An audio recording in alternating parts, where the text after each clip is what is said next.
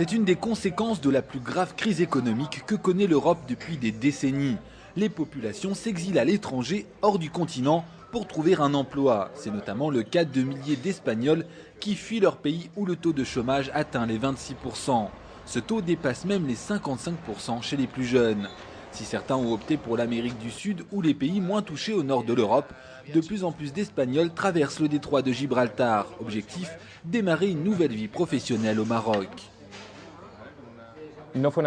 J'avais un poste de journaliste qui m'attendait à Barcelone. Mais à cause de la mauvaise situation là-bas, j'ai décidé que je devais ouvrir ce lieu dès que je connaîtrais un peu mieux le Maroc.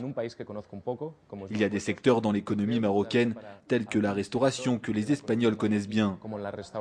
Il y a des opportunités qui existent pour des gens comme moi et qui peuvent donc avoir un futur prospère au Maroc.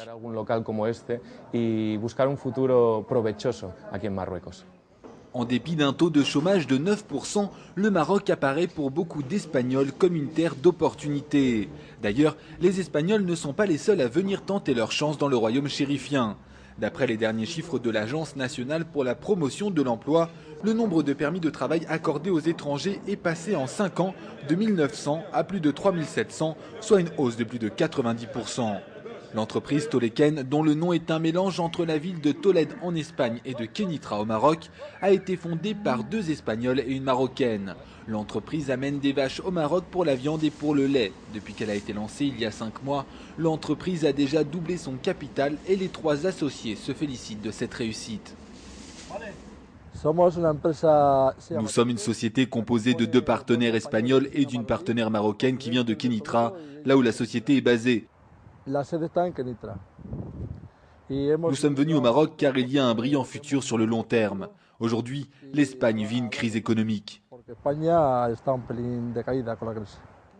Au début de la crise, il est venu me voir pour me demander conseil.